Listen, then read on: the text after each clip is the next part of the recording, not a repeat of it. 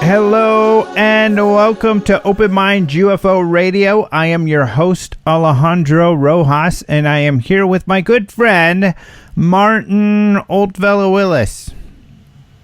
Old fella? Yeah. Is that like Old Yella? Yeah. Hey, how you doing? Not too bad. So, and I said that just because you were the one who was saying, "Oh, you'll find that out when you get my age." You said something like that, as if you're some kind of old timer. Oh yes, just trying to guide you properly. Yes. Well, thank you. Thanks for looking out for me, old feller.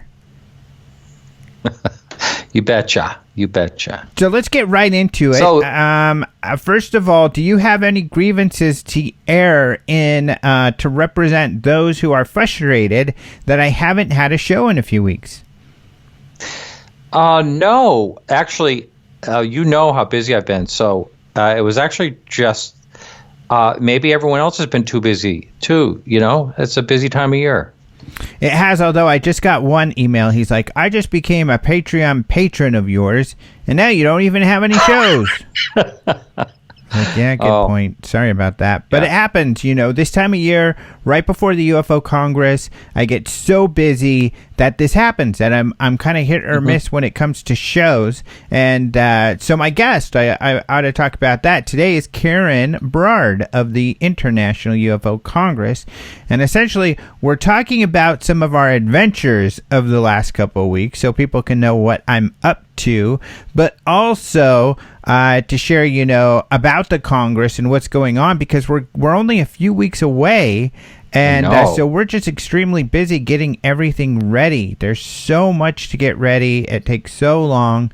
So that's where I've been. So I apologize that I've been away, but hopefully these next few weeks I'll be able to put some shows together. I got some exciting speakers coming up. But this show is a lot of fun with Karen and I. First of all, you get to hear about our adventures in the last couple of weeks, which I think you're going to find are pretty interesting. Some of them harrowing. And then also you'll get to hear about the speakers, because we have some really cool speakers, and you know, not everybody's like you and I, Martin, where we know so much about all these people in the field because we've interviewed them. So they don't know some of these names, so we get to bring them up to speed and tell them what's so great about all these people. Yes, and I'm sure you've noticed this too. There's a lot of new people listening to the shows. Oh, right. And good point. You know, a heck of a lot. A big change in my show. I'm sure it's the same in yours. So, and also about putting together an event. People don't realize, if you've never put together an event before, you have it's just hard to believe the amount of work that can go into that. It's just so much, and you have to. That show is just run so smoothly. You just put so much, good energy into that, and well, thank you. I can't wait. We have good volunteers. Of course, you're one of them who's behind the scene, helping us out with that, and you will be again this year. But and it's so much work. It can put the strain on a relationship if you're doing it with your significant other. And let's see if anybody can identify any strain in our voices when we're talking. Yeah, during our interview with Karen, we just got in this big fight. We threw stuff. I'm going to leave that part in on the show. Oh, good. No, I'm just kidding. Wow. Yeah. Just joking. But I guess we can go ahead and get into the news, because there's a lot of news this week. Yeah, tremendous amount. I can't believe it. So I'll start on space.com. A great website. This is about Bernie Sanders, and he was recently, interviewed by Joe Rogan, and this is about UFOs, of course. So the title of this is Bernie Sanders pledges to release any information about aliens if he's elected in 2020. And so it basically says that presidential candidate Bernie Sanders, from Vermont, says he's prepared to disclose any government information about unidentified flying objects, but only if he wins, and mainly because his wife Jane asked him to. And he says, well, I'll tell you. How does he talk? Well, I'll tell you, my wife would demand it. I'll let you know. Sanders told a Not podcast. Bad. Was that okay? That was okay. Yeah. There's a little bit of Nixon in there, it sounded like, but there was a lot of Bernie. All right. Well, Joe Rogan, I really think that he may be wanting to appease, Joe Rogan's audience. And, I'm sure he won a lot of people over with that. But according to him, Rogan asked him if Jane was UFO or not, and Sanders, he denied it. However, she has been pressing, according to Sanders, she's been pressing the candidate about what information he might have right now as senator. Yeah, it's funny. Yeah, go ahead. Oh, just these couple little comments, it becomes such a big deal. Or at least generated a lot of stories. Well, it's just the same as when George Stephanopoulos asked the president. It was just like a sentence or two, but it really did. It did make a lot of headlines. Yeah, and there have been some debates. Nick Pope posted something that, I don't know if this is going to win you a presidency. It didn't for Hillary, because she talked about doing same, although someone else, Anthony LePay, actually in a Twitter responded and said, hey, actually Hillary won. She got millions of more votes than Trump. So Nick had to say, well, good point. But although he said, I don't know if those votes came because of the UFO thing, but it is curious. I wonder how many may, and I wonder if this will influence anybody. There's got to be at least a handful who it may influence. I would say a handful. You're probably right. But just a few. Yeah, I wouldn't think it's not nothing to, win an election. Joe gets a huge amount of people that watch the show and on YouTube, for instance, alone, and I'm sure that had something to do with it. But it is interesting that his wife is pushing him on it. Mm-hmm. So Joe Rogan is the reason this Area 51 thing has become huge. So surprisingly, Joe Rogan's been a UFO skeptic over the years, but he had on the show Jeremy Corbell, who brought with him Bob Lazar to talk about his recent Bob Lazar film. And interestingly enough, Rogan feels that I guess he was convinced by the Bob Lazar film that there's something to all of this, and so he's been into UFOs, and I guess because he's covered this and it became a big story because he covered it, this kid, as a joke, who isn't even into UFO, Matty Roberts, created that Area 51 Storm Area 51 thing as a joke, and now that's become this huge thing. So Rogan, man, it's surprising how how influential this guy is. Amazing. I had no idea the two were connected. Yeah, that's what inspired him. And so, in fact, Jeremy's going to have some news coming up very soon here that he's going to be sharing about Area 51 and this whole Storm Area 51 thing, because, it was his film and his appearance on Rogan that inspired all of this. But it's definitely getting a lot of news. So I had a story where I interviewed at Comic-Con Luis Elizondo about Storm Area 51. And you can see that on Den of Geek and also in the headlines there. And Lou said, essentially, don't do it. But a couple other stories that I listed here on NPR. The guy, Matty, who created Storm Area 51, says, don't do it. That's right. There's also a little bit of history, because some people might have noticed that the Storm Area 51 Facebook page disappeared. Then it came back. So the Las Vegas Review-Journal did a story on that.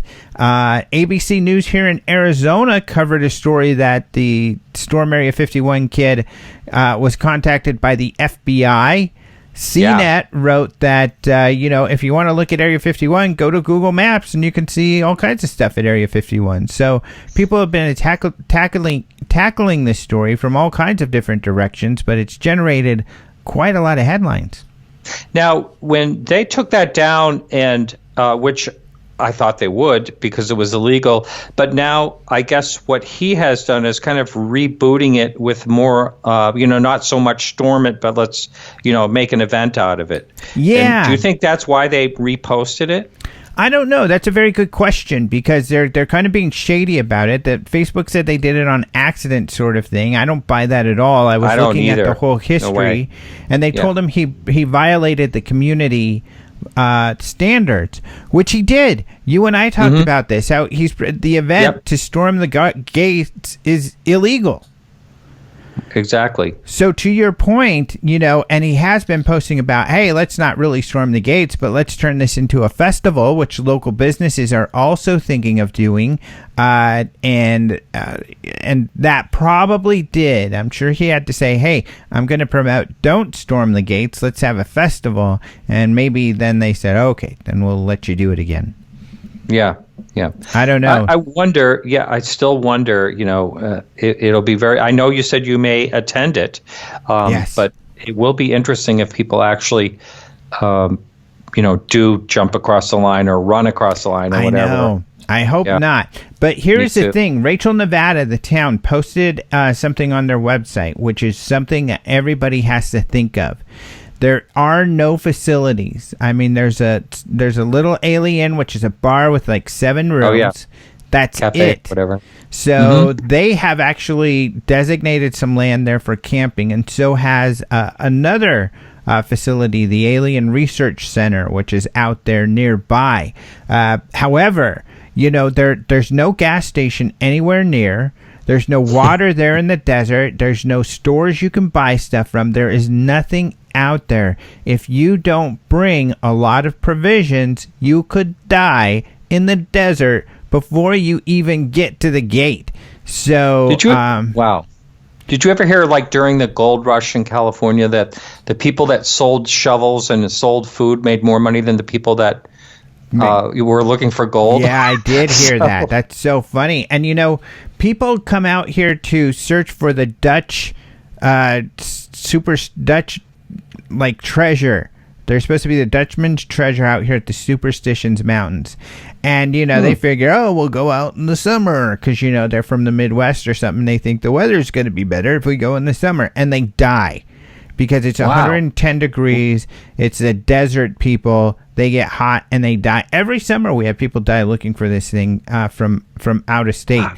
So they don't figure, actually, you should probably come in February if you're going to do it. That's when the weather is like your summer here in the Phoenix area.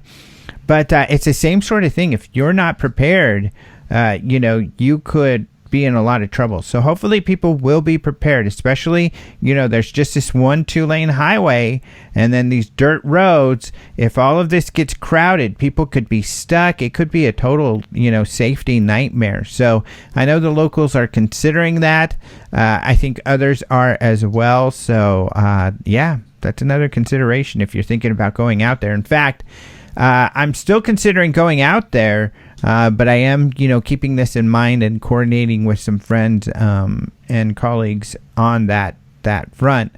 So you got to be really prepared, and then also be prepared for some of these side roads getting all backed up, and then you're stuck. So you got to be really careful, I think. Yeah. Well, I'm going to go out there with a semi-truck full of food and water. Very, very, very expensive. Great idea. $5 a bottle. Oh, no. 10 at least. Ooh. Yeah. So you're going to make more money than me. $45 cheeseburgers, all that stuff. Yeah. Well, do what you got to do. Otherwise, there has been a little bit of To the Stars and Tom DeLonge news. A couple of us have written stories, including I wrote a story for the Roswell Daily Record about a congressman who's looking for UFO answers, and I think this is pretty exciting. So he wrote a letter to the Secretary of the Navy, and this is a guy who is in the House, Mark Walker, from North Carolina, who's on the House Committee on Homeland Security and is a ranking member of the Subcommittee of Intelligence and Counterterrorism. And he says, hey, these are safety concerns. If you and the Navy are chasing these things around, then they are more, this is something we need to know. This could pose a threat. So it's interesting he knew that. He was very... seemed to very much know about the Navy's plan, but he goes on. He also talks about ATIP, the Pentagon program, Advanced Aerospace Threat Identification Program, and he talks about how, if that ATIP existed and the Navy was seeing these things and ATIP was looking into them, but then you close down ATIP, according to the New York Times, that means you're not looking into this, and that's his concern. Why aren't you looking into this? Are you looking into this? What have you found if you are looking into this? He also quotes, and I think this is from a Tyler Rogaway story. He talks about how how it's been said that the Navy has said that the Chinese are already working on these technologies. I think suggesting that the Chinese could be what these are, but still saying if the Chinese have something next generation technology way beyond ours, that's something that we should know. So we seem to be familiar with a lot of the news out there, and I linked to some of these stories in the Drive and elsewhere that have covered all of this.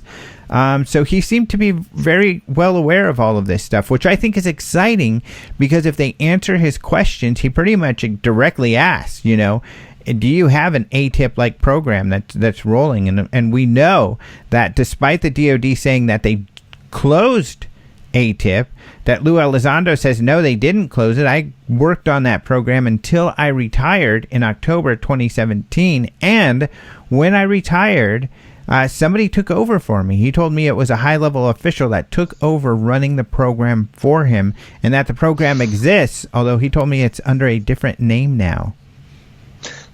We people in the UFO field have been saying, basically echoing what this guy is saying for, decades. Yeah. Since Project Blue Book closed. Right. And, that's, but it's really good that it's actually someone in Congress this time instead of, you or I or someone in the, UFO field. Exactly. That's what's exciting, is that now, even though we've all been saying this for so long, now they're finally paying attention. And why? Mm-hmm. To the stars, really. And in fact, this is so cool. MJ Banias, who's been on both of our shows, several times, he's now writing for Vice. Occasionally. I think this is only his second story, maybe more, but he's only had a handful out there, maybe. But he wrote a story called Tom DeLonge's UFO Research Center is Making Politicians Demand Answers. So he wrote about all of this, but from the perspective of, hey, this is all due to Tom DeLonge and To the Stars. And he's right, and he makes that argument in his article. That this is really all due to their efforts, which is true. So that's people ask, well, what's going on? What have they done? This is what they've done. They finally, because of their efforts, it's not just, like you said, it's not just us asking those questions. It's people with much better connections, with much better ability to actually get answers. Although this letter was submitted July 16, and it appears that there has been no response as of yet, at least that has been publicly shared. And now it's vacation time. Yeah. So, it's almost been a month. 5 weeks. Wow. So, yeah, I don't know how long these things typically take before they are responded to. Mm-hmm.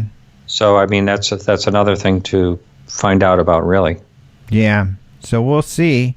But this was another comment, another story, because, To the Stars and Tom DeLonge are getting in the news quite a bit. Tom DeLonge has gotten in the news a little more recently because he's starting up this tour of Angels and Airwaves, his band, and they're going to be touring around.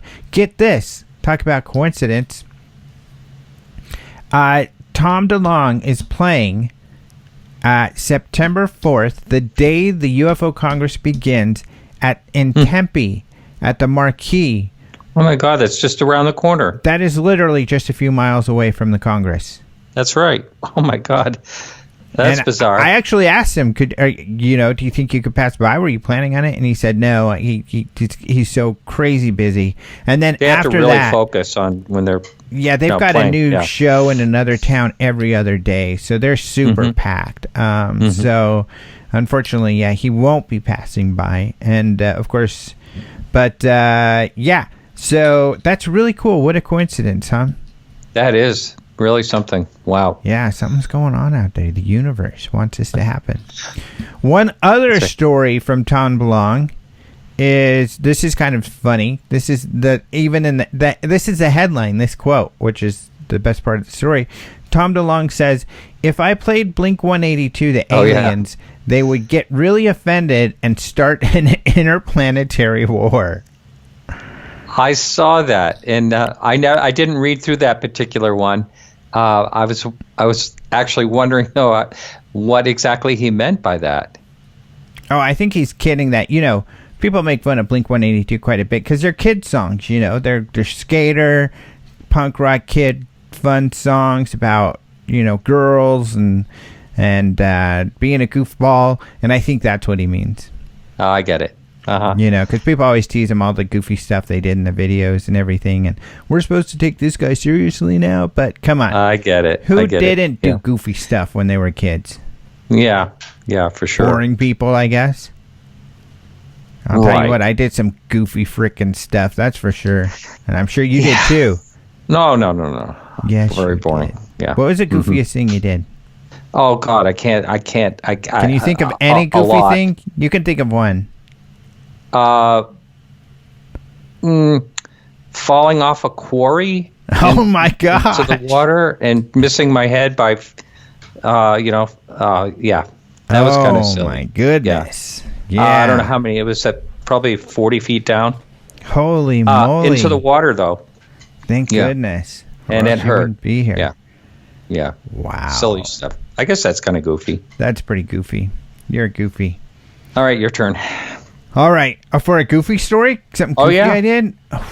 Yeah, we have a couple minutes. Oh my gosh, I did so much goofy stuff. Let's see. Oh, I guess here's a goofy one.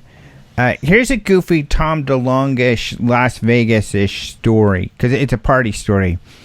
So at college, we go to Las Vegas, and we would do it. This was actually for NAB, and it's kind of nerdy because it was with the radio station. We were out there to buy a new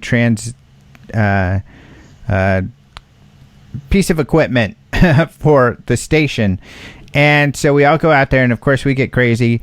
And so I started talking to this girl who's about our age, and then there was this Sony party, and I was in a suit for some reason. I guess we dressed up for meeting with some of these people to buy equipment, and luckily our professor wasn't there, and I grabbed her, and just because she had this black dress on, and I walked through into the Sony party, and they had a famous comedian there. I mean, it was like this really swanky party, and then we left, and it was pretty funny. It got even worse. So then we left, and I'm too drunk to even enjoy all of this. So then we leave, and then there's some guy who's like telling the girl to come over here. And I'm like, what's going on? And so she's like, sorry, I got to go. And she leaves, and there's this guy, and my buddies are like, dude, that was an escort. She was like, and I think they're right that was like her boss was like, quit wasting time with that college kid. He doesn't have any money. And they were right, so, you got to. But she was having fun because we were being real goofy. So I was heartbroken. Wow. I got sad. I was like, but I liked her. So that was true love. That was kind of a fun, crazy story. Yeah. Luckily, I didn't get in trouble. That's right. Wow.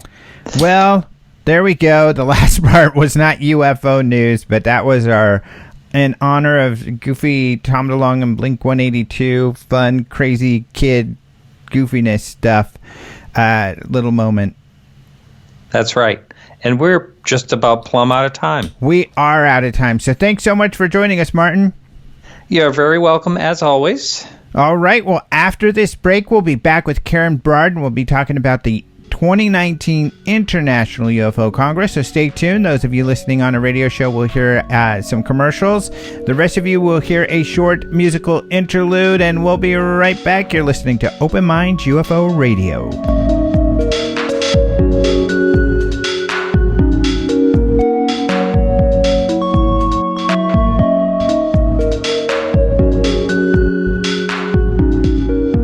Hello and welcome to Open Minds UFO Radio. We're back and we have with us Karen Brard, the owner of the International UFO Congress and my partner in crime.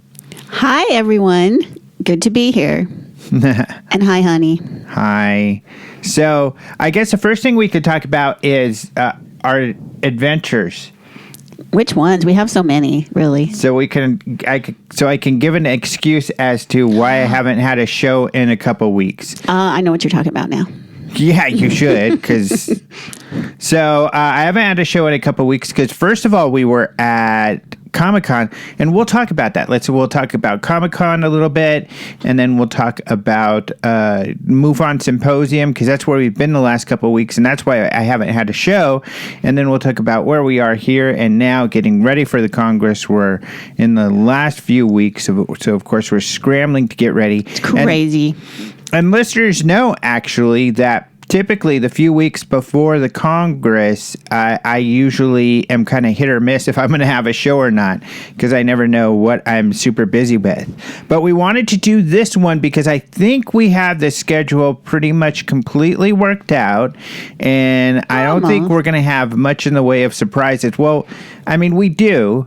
We have one thing that we're waiting to get confirmed on, but we're going to tell you about it anyway, I think, and hope it comes through. I think it is, though. And otherwise, everything's good. So, yes. I mean, to start off. Well, you know what? Just to start off, yeah. If you haven't been to Comic-Con, you need to go to Comic-Con at least once. Why? Well, at least once. It's amazing. I mean, even if you can't get a ticket, just go down to San Diego, because Comic-Con isn't just going into the convention center. It's all over town. There's installations and activations here and there that you just can wait in line and get into. And it's just so much fun. And you see all these people in costumes, and it's just the energy is incredible. I just had a really good time. Mm-hmm. Well, and you don't need a pass. Like last year, both of these years we had passes. So this year I didn't have a press pass because they only give Den of Geek a certain amount. But, to be honest, we kind of share passes, which means only one person at a time. But also, at the first night at the party, there was someone who had to leave early. And so one of the publicists gave me that badge. So I got to use that. They're going to be looking for Alejandro Rojas next year. You better not say that. Well, we don't know. They won't know. That's true. You'll be Jon Snow. Yeah, they won't know who I am. So anyway, so I was able to get in, I need a press pass anyway because I have to go to different press events and stuff. And you all probably have seen all my stories on those different events. Essentially, this time I was covering which was one of my favorite. I think that's what I posted the most pictures of was the Orville. And then the other one was, of course, Project Blue Book, which was a lot of fun. So, oh yeah, so he went up to, at the end they have a question and answer for the Blue Book panel. So he got up there to answer a question. It was so cool because he got up there and said, "Hey, I'm Alejandro Rojas," and two of the guys in the panel were like, "Oh, hey, Alejandro." They knew him because he had interviewed him. So that was pretty cool with this huge auditorium full of people, and they recognized you. Yeah, because of course David O'Leary, who I've had on the show, was on the panel, and so was Mike Malarkey, who I've interviewed as well, and he heard my David O'Leary interview, so that was really fun. They remembered who I was, and they said, "Hey," and I had my Hynek t-shirt on that I got from Ryan Sprague, so that was a lot of fun, so people could see that. So yeah, that panel was cool because pretty much the full cast was there, and it was the first time they gave any sneak peek as to the second season, and it looks like it'll be covering Roswell, but you can go to alejandrotrojas.com or of course go to Den of Geek to look at those videos and articles that I wrote on Project Blue Book. So I guess that's the biggest thing. They're going to be covering something about Area 51. We don't know yet. They're going to be covering Roswell, and Mimi Hynek is going to have a bigger role because she's going to be helping Hynek investigate UFOs in this season. So, of course, this show is mostly fiction, even though it's based off of the real-life person, Dr. J. Allen Hynek. But at the UFO Congress, we will have Paul Hynek, who is Dr. Hynek's son, and he's a consultant for the Project Blue Book show, but he's also going to be giving us some insight on what it was really like to be a Hynek and to live in the Hynek household. I'll be interviewing him, and such a geek for the show and for his father, Hynek. I will definitely be asking a lot of questions about the differences, because there's quite a few differences between the real thing and the show. Just a quick question. In the show, do they have kids in the show yet?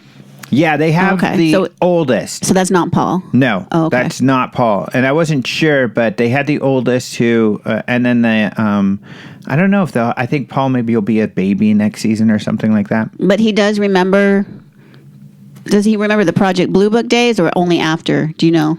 You'll have to find out at the Congress. See, there you go. Now you have to come and you have to find out. Mm-hmm.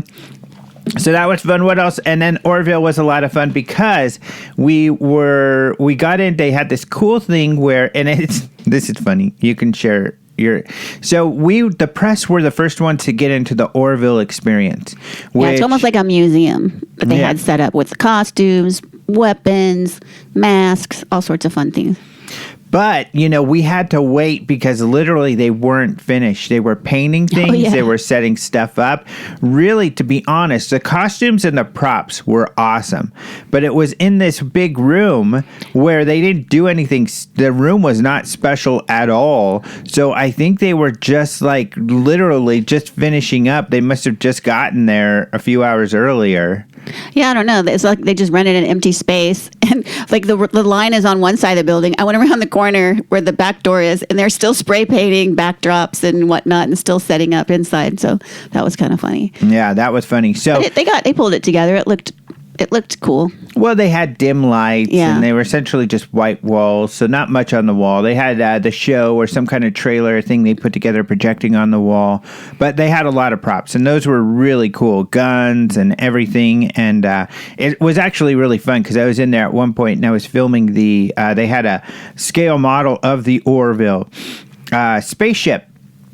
And I guess for those of you who don't know the Orville, which would be surprising, it's a great show. MacFarlane created it, and he's the guy who is the main character. He's the one who created Family Guy, funny guy, and I guess an attractive person, huh, honey? Yeah, he's very attractive. Interesting, almost, he's got an interesting face, but he's attractive. Well, his first mate and ex-wife is very attractive, too. And she was there, the actress. But anyway, I was filming the spaceship, and this guy came up and he said, "Here's a really cool shot. You should do it this way. Go below and then come up." And he's like, "That's the shot I like to do for the show." And I was like, "Are you the director of photography?" He's like, "No, I'm in head of special effects." So that was really cool. I got and that was a good pointer, and I've used it since, in taking pictures and little videos of spaceships. So that was a lot of fun. And then later on, at a different time, we got to come back, and we got the heads up that the cast was going to come in, and we were we were second in line to interview Seth MacFarlane because he did a couple of interviews. Unfortunately, Sci-Fi Wire came in and they bumped us. They stole his spot. So we didn't even get to talk to him. I didn't know who I was going to talk to. I had questions ready for every one of the actors. Yeah, he worked so hard on that. Because we got to write about them, and then, I love the show, so I wanted to ask questions from everybody. So we didn't get to talk to anybody, but we were there kind of in the press pit, so we got pictures very close, and you were real close to him. Yeah, I mean, if I would have reached out, I could have touched him, but I probably would have gotten It's good that you didn't. Yeah, they had some scary-looking aliens there. That's true, they did. Might have taken you out. Oh, yeah, so that was Comic-Con. They had what are the ones that they had a lot of, and the ones that marry each other, same-sex males? Can't remember. They had a bunch of those, though. But anyway, with the other cool thing about Comic-Con was the Den of Geek party for Comic-Con, where and the surprise guests that we didn't tell anybody were Luis Elizondo and Sean Cahill.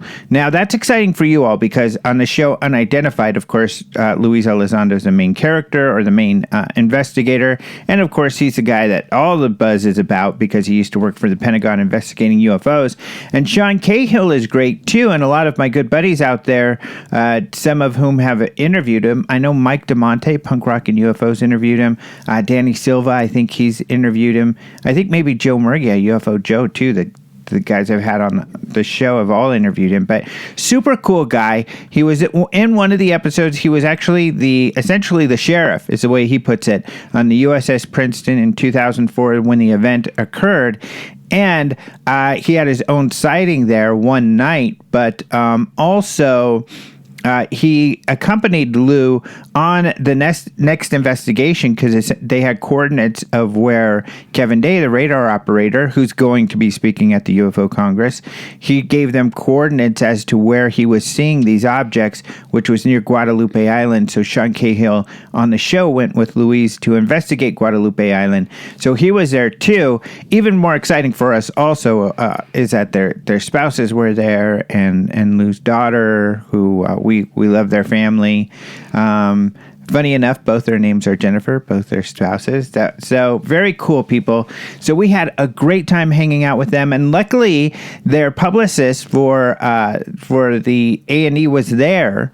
And so because usually we have to go through them, and it's this big process to get an interview with Lou.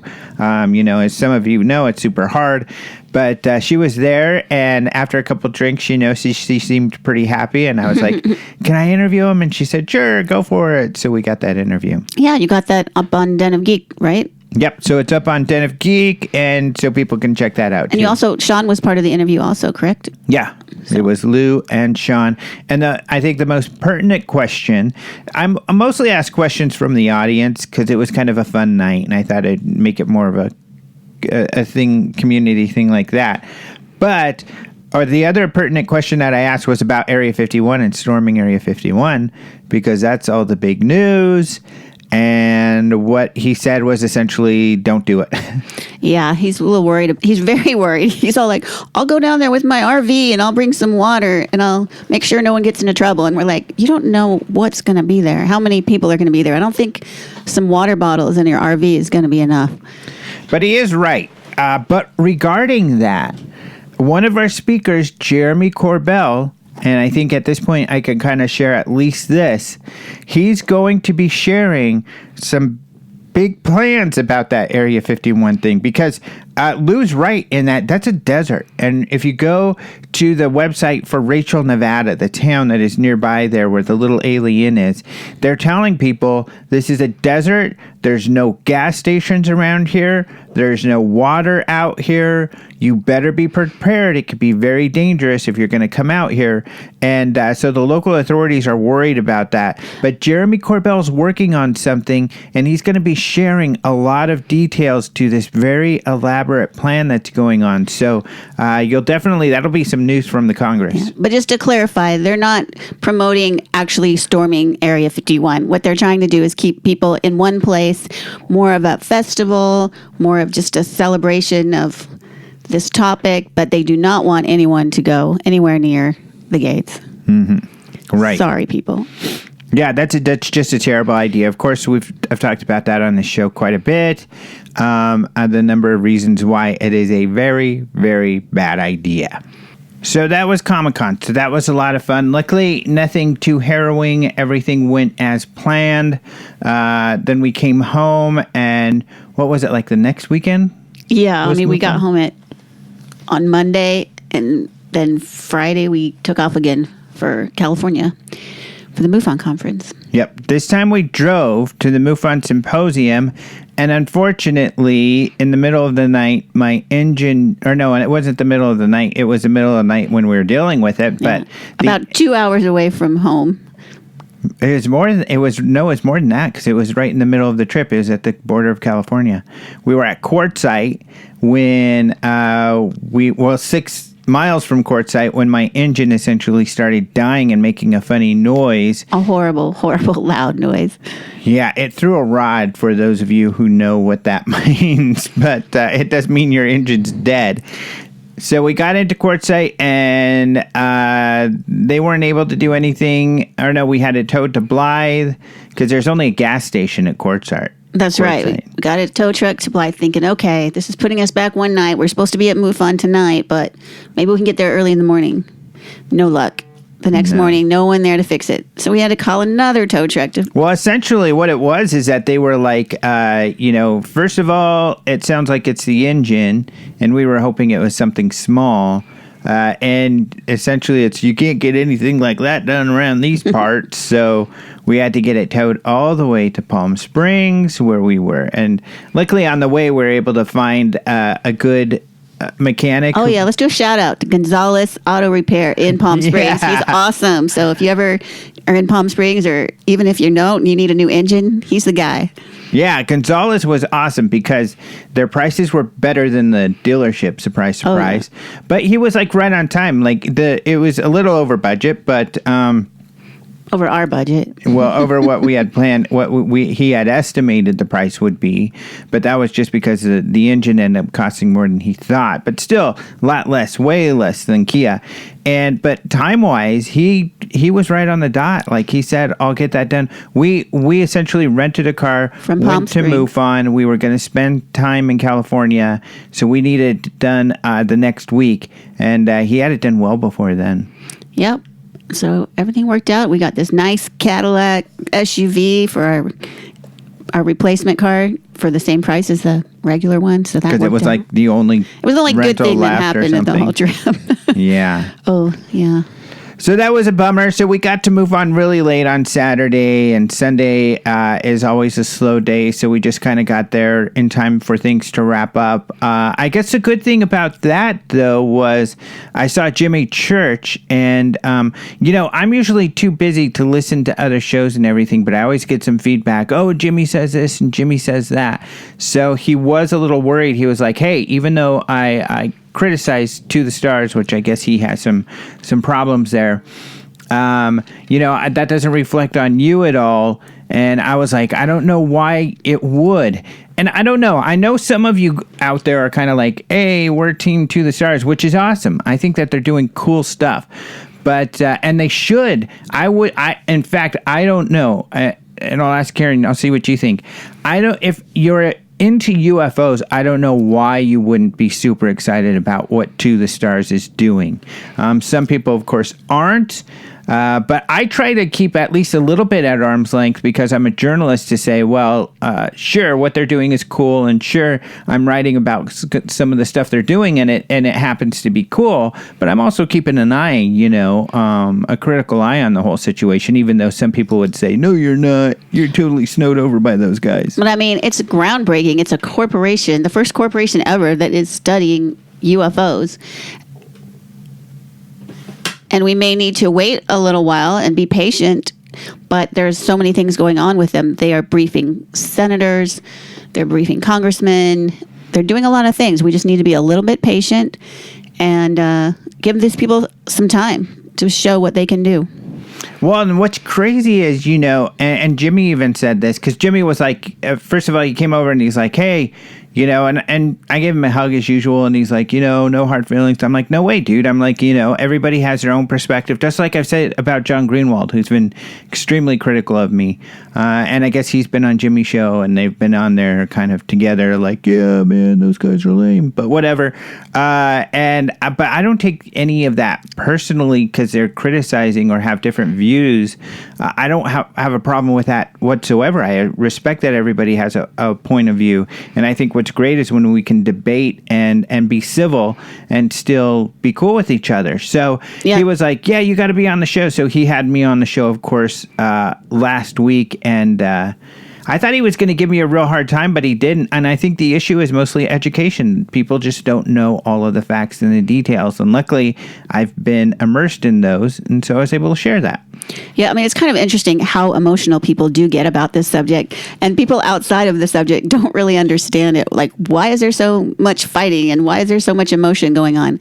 And I think people need to take a step back and, just, it's not, I mean, we just need to take a step back and give things time to come to fruition and give them a chance. I mean, their intent was because they're a public corporation that whatever they find, they want to share. That is their whole intent of this thing. So it's not hidden in government files. Whatever they find, they are going to share with Well, I don't even feel it's a wait and give them a chance. We don't have to wait. They've already done a lot. And I think that's what, Jimmy had expressed. Well, what has been done?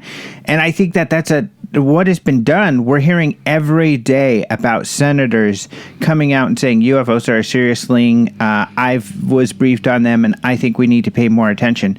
This is happening right now. Right. The president is saying he's briefed. Right. And it's because of TTSA. And a lot of people don't understand, like, why is all this stuff, like, is the Navy now reporting UFOs? Why this? Why the other things? It's not a coincidence.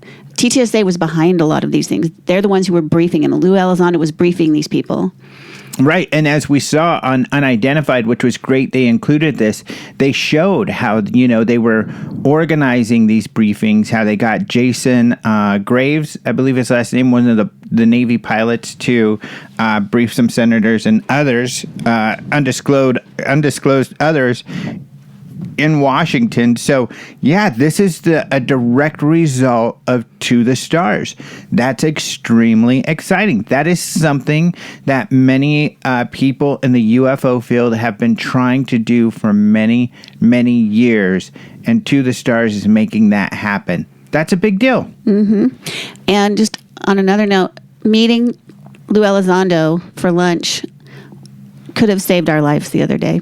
Oh, yeah. So we were in Encinitas. In San Diego, in Encinitas, which is where To the Stars offices are and where our friend Lori lives. So we were at the beach near her house, and we left at about 12:30. Mm-hmm. The tide was coming in, and because the tide comes in all the way up to the cliffs, you have to get really up to the cliffs. Yeah, you have to have your chair right against the wall. So that's what we were doing. And even, you have your chair and the water's coming up to your feet. So yeah, that's what it was like. And then 3 hours later after we left, and you probably have heard on the news that a cliff collapsed and killed 3 people. And that's the exact spot that we were at just 3 hours earlier. Yeah, it was, a few feet from us, but a few feet, like, very, very close. So in the pictures, you can see the lifeguard tower, and we had put our stuff on that tower, and we're just to the right of that tower, and just we were between the collapse and the lifeguard tower. No, the collapse was on the other side of us from the lifeguard tower. Yes, it was. No, it wasn't. I don't know why you're debating that, but okay. Yeah, so the collapse was on the other side. But anyways, it was very, very close. It was within feet from us. Yes, it was. We were pretty lucky that day. And then our luck actually held, and we went to the Del Mar racetrack later that day, and we actually won some money. Yeah, so our very first horse, Super Bunny, came in really well. But anyway, so that was our week. That's why, bunch of craziness. The whole time, we've also been taking phone calls and registering people for the Congress and working on all these details. So even when we were at the beach, it was unfortunately not always the best beach experience because we're on the phone and we're on our computers. We had to go, while our kids essentially are at the beach, we had to run to Starbucks and call people and organize stuff and update websites and blah, blah, blah. But if you have to work, it's a nice place to work. I'll give you that. Yeah, it's a little bit better scenery and the weather's much better than at least Phoenix right now. Yeah. Oh, and we have one more last adventure on our adventures. One last almost mishap. We were going back to Palm Springs through Temecula, and I'm at the top of the mountain, and my low fuel goes off. and I had no fuel left whatsoever. Did not know if we were going to make it back, but luckily we coasted for like 20 miles. Didn't have to use my gas pedal at all, and we barely made it. I don't know that we barely made it. I think we had enough gas. On empty. Empty. Yeah. It was crazy.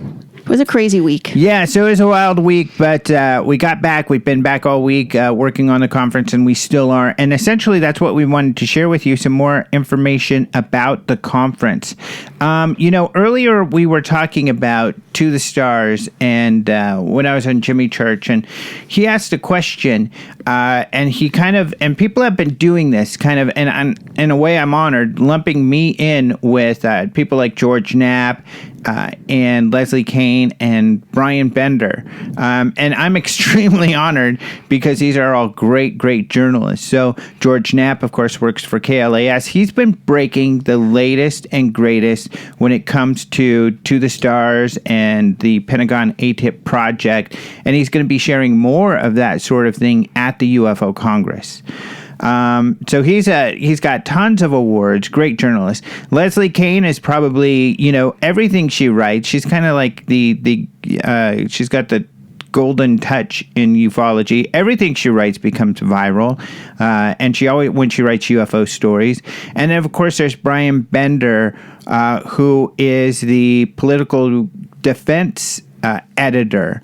And, there's kind of this sense that we are all kind of backing To the Stars. And it's kind of a funny comment because I don't know that is the case with any of us at all, but especially Brian Bender. So I had him on the show, of course, recently, and we talked about all of this. But Karen and I have been spending some time with Brian, and it looks like this is the only outstanding question, but I think we're going to have this, what sounds like worked out, where on Saturday at the Congress, we're going to have a panel. I'm going to moderate, and it'll be George Knapp. He's won like 28 Emmys. These are local, regional Emmy awards, but he's won Peabody Award. He's won Edward R. Murrow Award. He's won all these awards. He's great. And then we're going to have Brian Bender, and we'll have this great panel. Bender, of course, has been a war correspondent with the Boston Globe. Yeah, he was embedded in Iraq.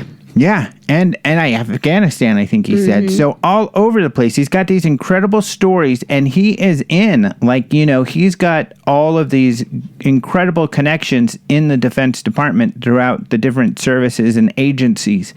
But, I'll as another perspective, from our conversations, Karen, he really is indifferent when it comes to the Stars, even more so than we are, because he's not even like a UFO guy. He's just a reporter. He's just reporting the facts, finding the facts, and reporting them as he sees them. He doesn't have a horse in the race. Yeah. He doesn't have any, he's not, doesn't care it one way or the other. And a lot of people don't know this, is he's on almost every show. I think he might be on every show, but he had no idea. Unidentified, you mean? Yeah, on unidentified, how much he would be on there. And in fact, every appearance on his show was actually done in one afternoon, like a 3-hour interview. So he didn't realize he was going to be on so many episodes. So, yeah, that's interesting. So, so it wasn't like, he went to the studio and he kept going back and he was like involved. He just was asked to do an interview, and he did. And lo and behold, it just was a big part of the show. Yeah. So this is going to be a lot of fun because we'll be able to see just how different. So, for instance, Brian Bender has amazing connections when it comes to the government and defense. George Knapp, of course, has amazing connections when it comes to Robert Bigelow. So I think this is what's going to be interesting, is how differently they both approach this story to cover it, and I don't know that they have even discussed this very much, if at all, between each other at all. No, I don't think so. Yeah, so I am so freaking excited for this. This is going to be a lot of fun. Yeah, and you have to come to the conference to find this stuff out. You're not going to be able to hear it anywhere else. So we have Kevin Day first on Saturday. Right. And then we have Jeremy. Kevin Day, of course, being the radar guy who, I've interviewed and we talked about earlier on the USS Princeton, who guided essentially the F-18 fighter jets to intercept these UFOs in 2004 that had become such a big deal. Commander Fravor intercepted that large 40-foot Tic Tac-like object. So Kevin Day will be there. And then we'll have Jeremy Corbell sharing information about his Bob Lazar and Area 51 and Skinwalker movies, but also sharing Area 51, upcoming event information, details that will be very important, I think, for everybody who's contemplating going out there. And then after lunch, then there'll be lunch, and then there'll be George Knapp. He'll be giving his own presentation on updates about ATIP and probably some information we haven't heard before. And then after that panel with Brian Bender and George Knapp. So that's going to be incredible. And finishing up the day with David Hatcher. Mm-hmm. David Hatcher Childress. Who's that? He's on Ancient Aliens, of course. He's a great guy. He's known as the Indiana Jones of the ancient alien field. So he's great. So that's our Saturday. And speaking of tidbits from ATIP, I hear that Chase, our good friend Chase Klutsky, also might have a little bit of information for us that no one knows about. Oh, what? On ATIP? Yeah. Oh, really? Yes, I got an email. So if you want to find out what that's all about, you'll have to come. And I just love having the conference because I get to see all my good friends. There's some great people. Like Chase is one of our friends, Mark Dantonio. Well, when is Chase speaking? She is our opening act. She'll be Wednesday morning, bright and early. Chase Klutsky's going to talk about the game changers in the UFO field. So you've got to come to that. She's got tons of energy. She's fun and very interesting. So I really recommend coming to that. Yeah, and what's cool about her, she's recently gotten a lobbying. She's like an official lobbyist in Washington, D.C. And Danny Silva of the Silva Record just posted an interview with her that he did that was really good. So it's a text interview, but you can go to the Silva Record to check that out. But we've got to take a break right now. So we're going to take a quick break. If you're listening on a radio station, then you will hear some commercials. So be sure to patronize. Some of these great people are helping keep these stations on the air. Otherwise, if you're listening to the podcast, you'll hear a short musical interlude, and then we'll be right back with Karen Brard talking more about the UFO Congress. See you soon.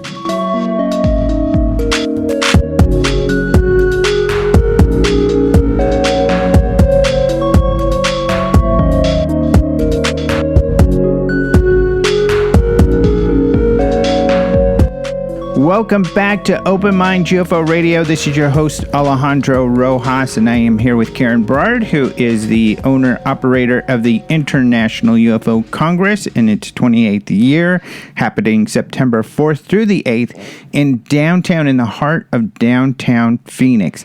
And there's a couple things that you mentioned. One thing you mentioned before the break, but during the break, you wanted me to tell everybody that you were right.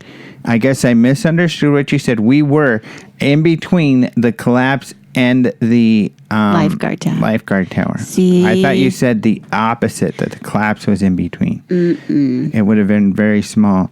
But that was such a sad story. Yeah. But we won't get into the details of that. You can go read those on the news if you feel so like you want to get more information on that. But before we were left, you were talking about Mark Dantonio. What's so special about this presentation from Mark Dantonio?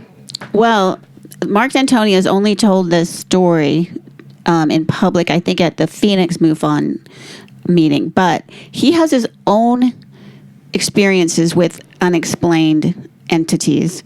He usually is so hard on everyone when it comes to the photos, so that everyone thinks he's a debunker, and he never believes anything is anything but a plane or a bird.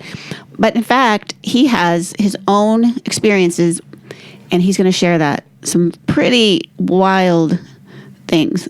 So He's a wild man. I will just say it's a close encounter of the fourth kind. Ooh, sounds very interesting. So that's going to be a lot of fun. And there's also, this is something I think is really important with the Congress. Two things. First of all, I think that we've always had more women than most of these speakers. I don't think MUFON had any, did they? I don't know. I didn't get to hear any. But, and I just think that we all need to be, better at that. But although I did my best, and I think, the Open Minds crew, when we used to have the Congress, did our best. You've done a really good job, a better job at that. And so we have, a really good mix. So who are some of these speakers that they may not have seen before? Well, I know Lisa Tenney is... she's, I actually found her online on a video. She had experiences when she was a child, her and her sister, of being abducted, being taken through walls, and not knowing how that happened. But so I'm really excited to meet her and to hear her story in person. She just seems like an incredibly nice person too. Like you'll just enjoy her, and she's going to have a table there also. She does like counseling. She became a counselor because she that's just kind of person. And she's very into human emotions and but very believable, totally credible. So I'm glad that we got to bring her, and I think everyone will enjoy her. And there's a few people that I haven't heard yet, even though they've done a few lectures this year. Terry Lovelace, who was an attorney and did not tell his story in public until he retired. So now he's telling his story. Now, he also had a UFO or fourth kind, Close Encounter of the Fourth Kind. He has a book, Incident at Devil's Den. And so he's going to be speaking, and I'm looking forward to that. He was interviewed by Martin Willis, which we listened to some of that, or we listened to that, and we really enjoyed it. And Martin really enjoyed it. So to put a shout out there to Martin. And we met him. Where did we meet him? Roswell. Yeah, Roswell.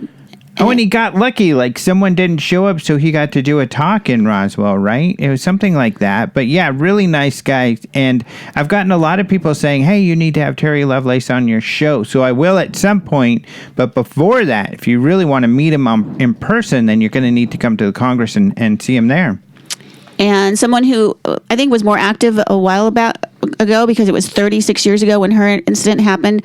But Debbie Jordan Cobble, she was the subject of the book Intruders, and that was a Bud Hopkins book, correct? Mm-hmm. So I'm really looking forward to hearing about that. I mean, they even turned it into like a movie. Yeah, it was a movie, I really have a fascination with abductions, especially since I got to know Travis really well, and Travis Walton, and I really believe his story.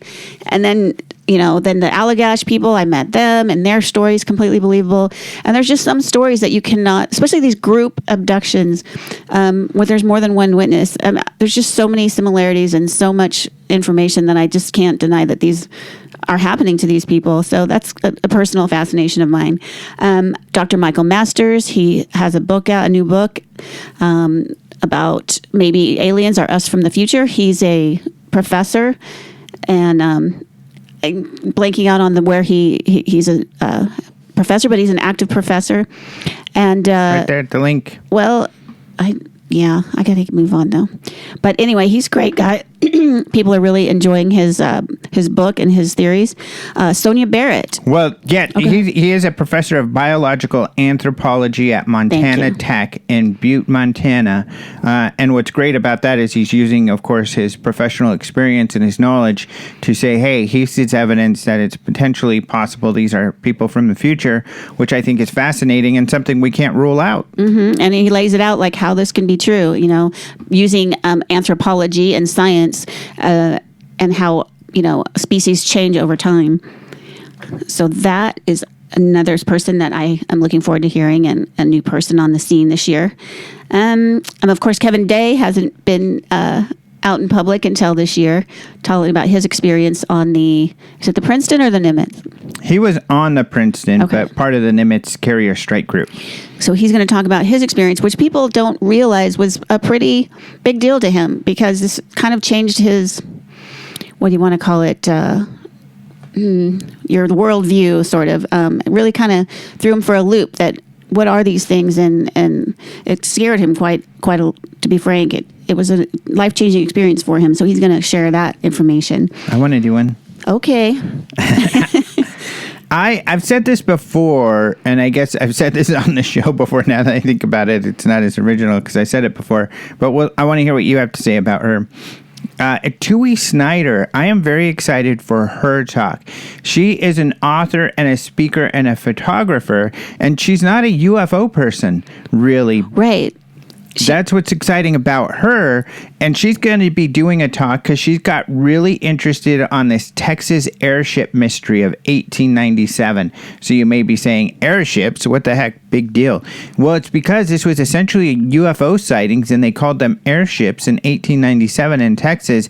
So she's done a lot of research, gotten a lot of news clippings from those events to share all of that with us. It's a fascinating event. Noe Torres recommended her to us, so I'm really excited to see her talk. Yeah, I am too. And by the way, she's adorable too. Her pictures, she's just the cutest thing. But she's an author who does travel books and does a lot of research behind her books. So yeah, going to be very well laid out, I'm sure. She just got back from this month-long or 2-month-long cruise, traveling the world. Exciting stuff. Yeah, she sounds like she has a fun life. Mm-hmm. But Debbie Jordan Cobble, I'm really excited about too. I think that a lot of people who know Bud Hopkins' work, probably will be excited to meet her. Yeah, I know I am. So I'm glad she got to come. Well, and Chuck Zukowski, your good friend Chuck Zukowski, I got to meet him. Chucky Z. Last year and got to be friends with him. He's a fun guy. And he got a new television series this last year.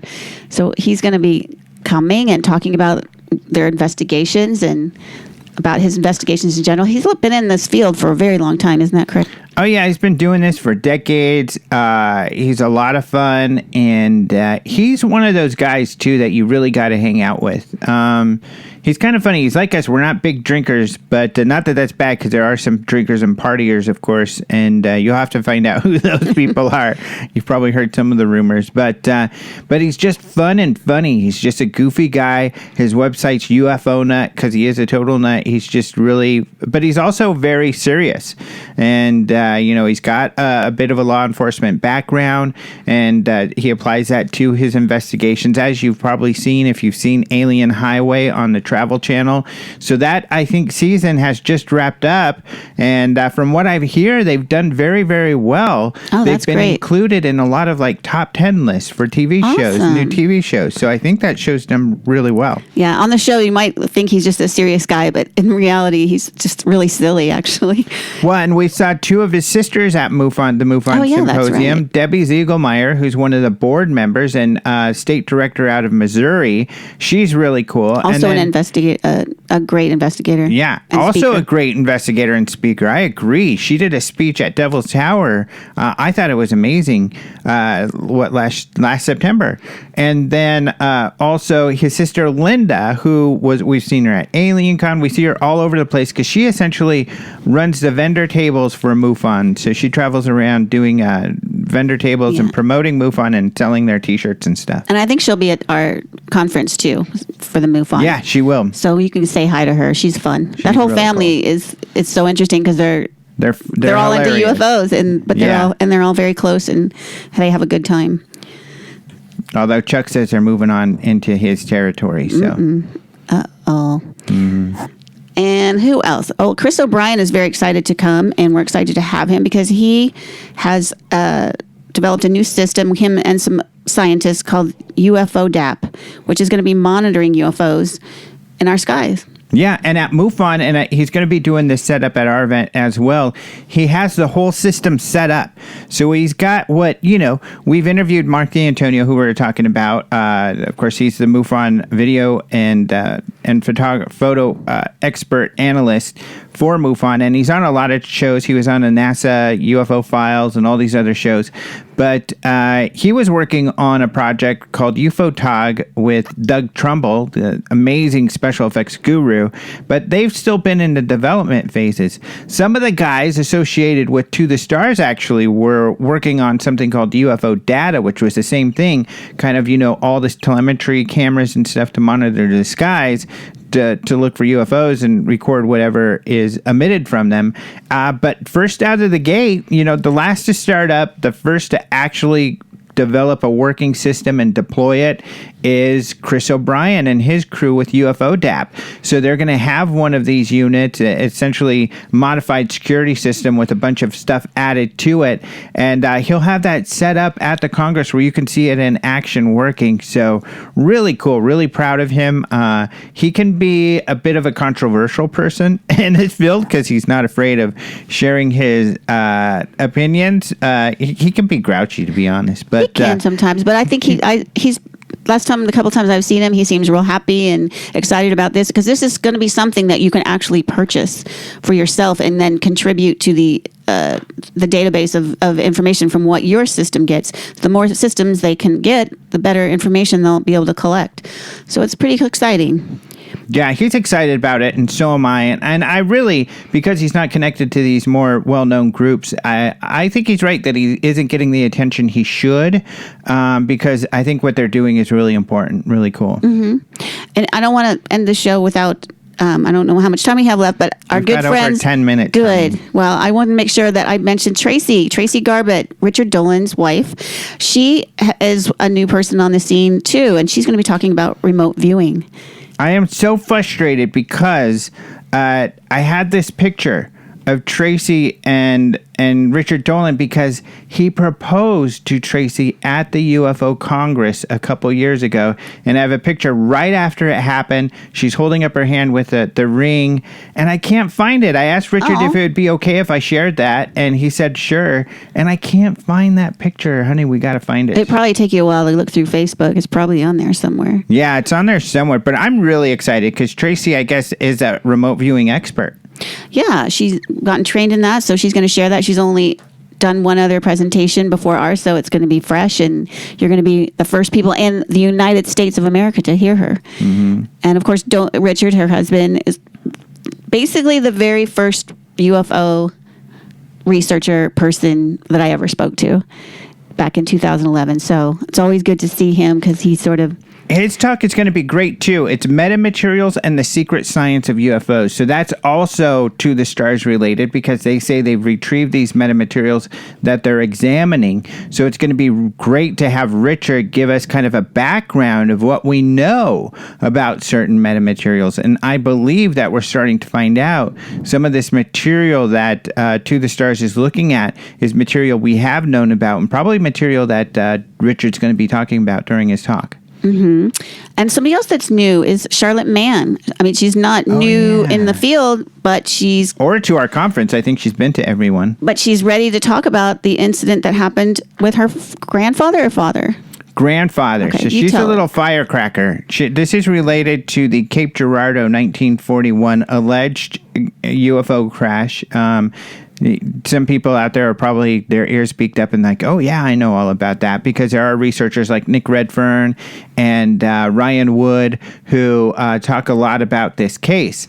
And so Charlotte Mann came to me and she said, everybody's talking about my case and talking about what I said. And I want to tell people what I said and what I've seen to myself. I don't want other people to be telling everybody my story. So, she's this little tough lady. She's very cool. I love her. Yeah. And so I said, okay, great. Let's arrange this. I think we tried to arrange it last year and couldn't work it out. But luckily, we are finally able to get this going.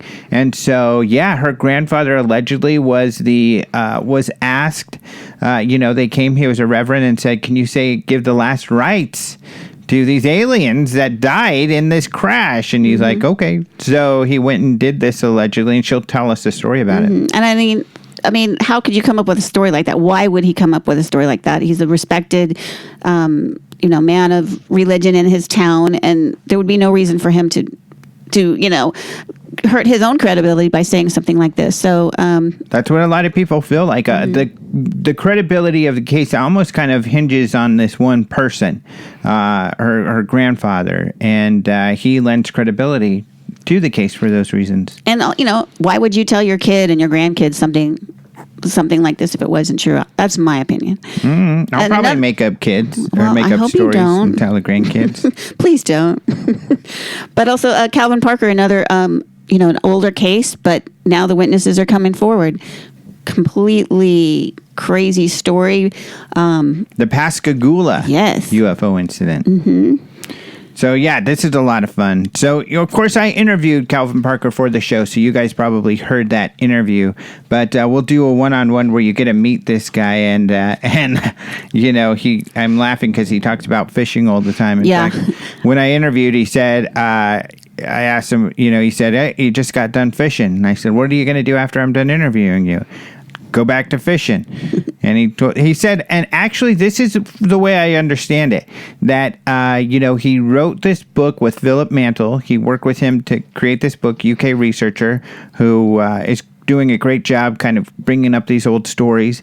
And he said that they wanted to speak at the Congress, and after that he's done. Now in between getting the book out and speaking at the Congress, he's been at many other events, and actually he keeps getting in the news. But he says after the Congress he's going back into hiding or just not doing media, and he's just going to go back to fishing. Yeah, so if you want to spend some time with him, I bet if you took him on a all-expense fishing trip, he would go for sure. So there's your in for him. Get some fishing tips. Yeah.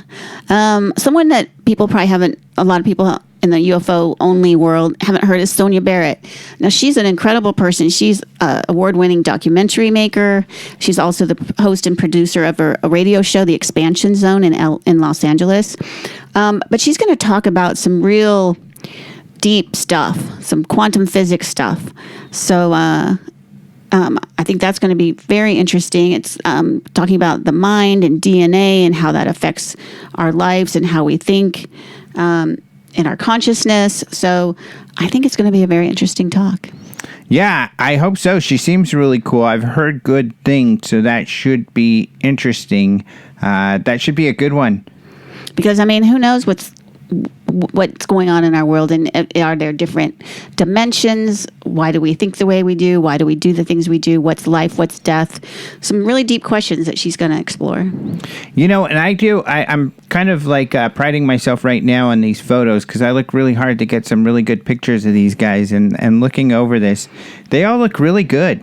In fact, someone said, that might be the best looking group of people you have, but I think it's mostly the photography. No, I'm just kidding. They are definitely just lots of happy people, lots of big smiles. It's going to be cool hanging out with them. Yeah. And one of these lovely pictures with a lovely smile is Carolyn Corey, who was really exciting last year because her movie won a couple of EBE Film Awards. Oh, and we got to have some time. I'll talk a little bit about the EBEs in just a second. Okay, but I did want to hit on this year we're doing something a little different. Wait, let's finish with Carolyn now. Okay, go ahead. I thought. Yeah, so her lecture is going to be Retrace Your Past Lives and Extraterrestrial Incarnation. So certainly more of a fringe kind of topic, something that is a little different.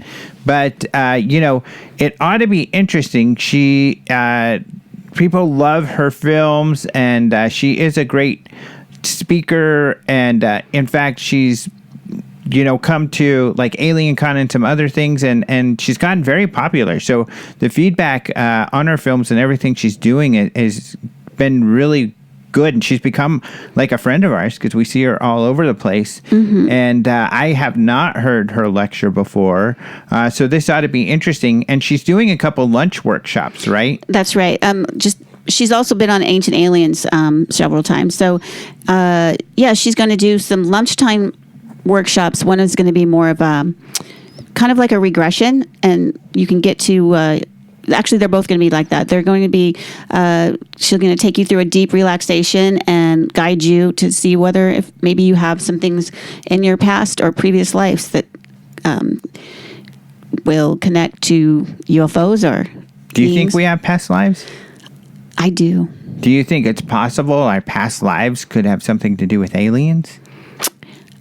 I think it's possible. I think it is possible. I don't I totally think life, death, dimensions, past lives. I do think we don't go away. I think we've been here for, our souls have been in some form forever, and we go on forever. That's just how I feel. I know Kathleen Martin learned from Dolores Cannon. Kathleen Martin, who, she's the niece of Betty Hill. Also, she is in charge of the Experiencer Research group for MUFON, and she'll be doing a lunch workshop and Experiencer workshops for us. She learned from Dolores Cannon, and Dolores Cannon I met before, and she believes that a lot of people in her regressions would come from another planet or had past lives there. And she even essentially felt like I potentially did. And it was kind of funny because a lot of things that she did and describe, how I'd feel or something like that were true. And she's very matter of fact. She's since passed away.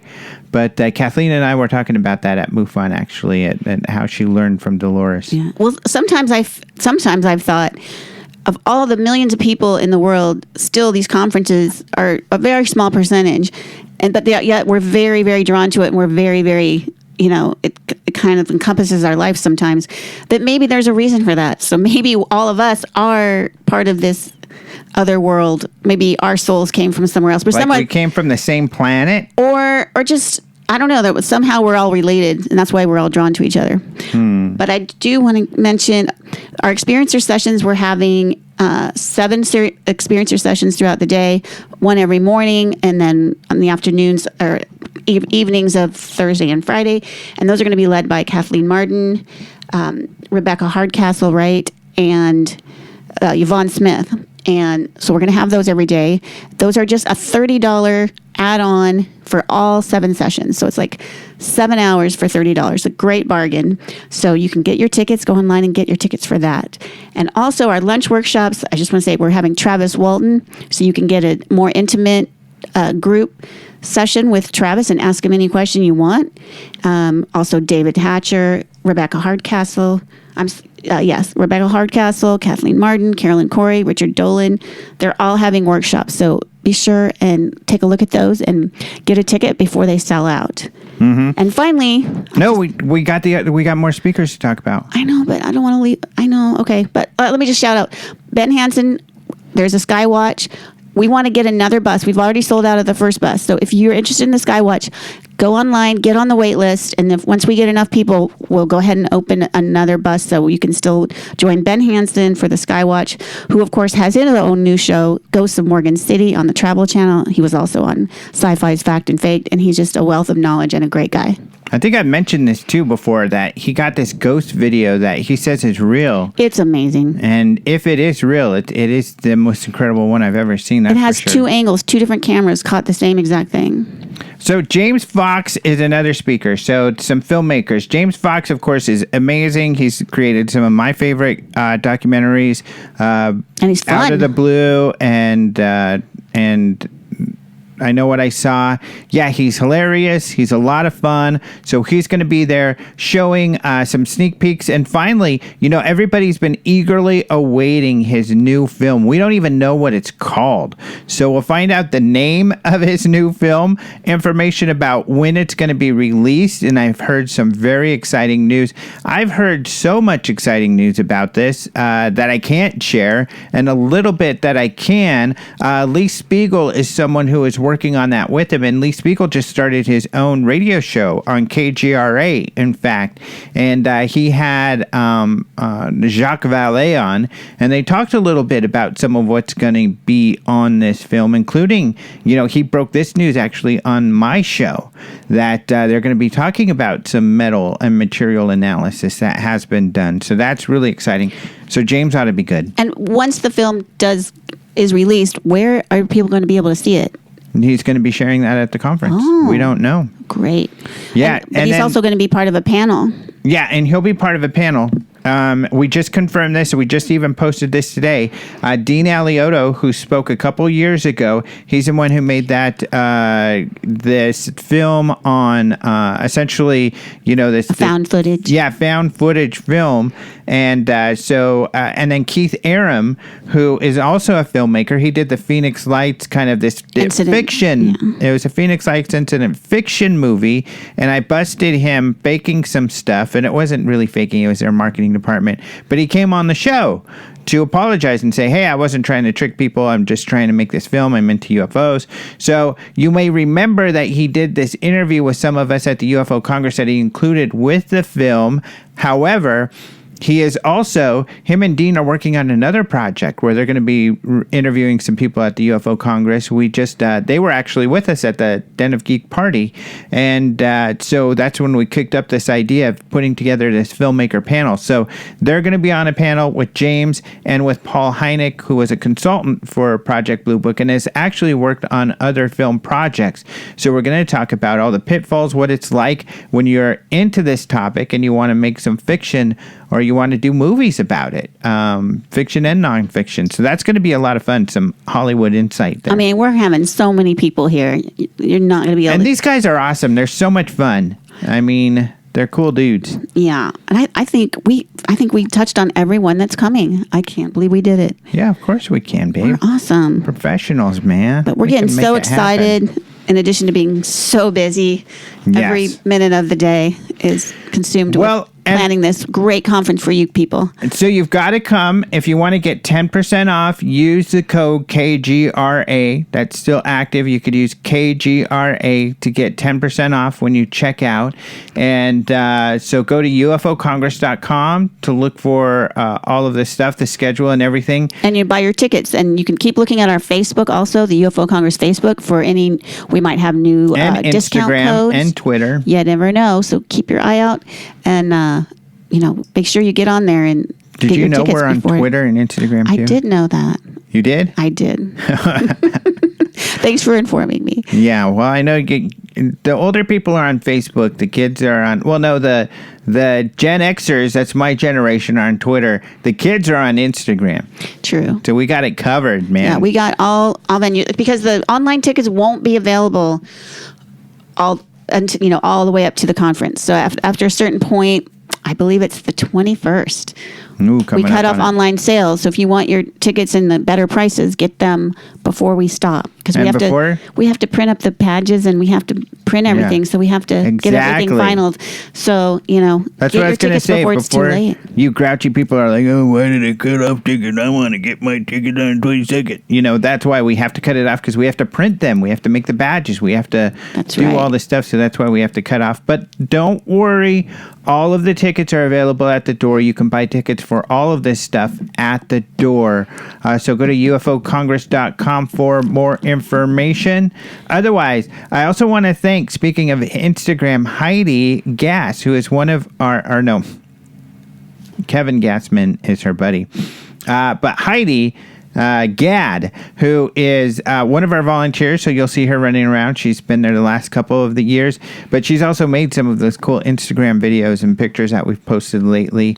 Otherwise, what? Do we have a few more minutes? No. We don't. Well, we're also going to have live music out on our patio, our overlook area, and there's going to be a bar there nearby. You can get drinks. You can go outside, listen to music. A pool and a jacuzzi. There's a bar by the pool. It's going to be so fun. There's a bar over by the live music that we're going to have every night out on this really cool patio that overlooks the city. And keep looking at the website, because we might even have another event coming on Friday night. So we'll see. I think that it's kind of late for that, but we'll see what happens. UFOcongress.com. So thank you to Heidi. Otherwise, thank you to Martin Willis with Podcast UFO for joining us for the news at the top of the show. And I want to thank Caleb Hanks for the opening and close music. Of course, check out openminds.tv for all of those headlines that we talked about. And I had mentioned Alejandro T. Rojas, which is .com, which is my blog. And you can find me on Patreon there. Thank you so much to my Patreon people. Oh, by the way, remember this. I'm going to have featured products. When I put up like a featured t-shirt, let me know if you like it. And if you like it and you want it, then you can get it. You can win it. I can't call it I guess a door prize because they don't allow that. But essentially, when I put up these featured T-shirts or featured this or featured that, I got lots of stuff I've collected over the last couple of weeks, and I want to give it away to my Patreons. But you got to be a Patreon patron for that because I want to thank all of them. But you can do that for as little as $1 a month. So come on, you can't complain about that. That's a great deal. That's an amazing deal. So look out for some cool giveaways there. Otherwise, thank you to Systematics for the bumper music. And of course, thank you all for listening. I think I should be able to have another show next week. So tune in. Until then, adios, muchachos.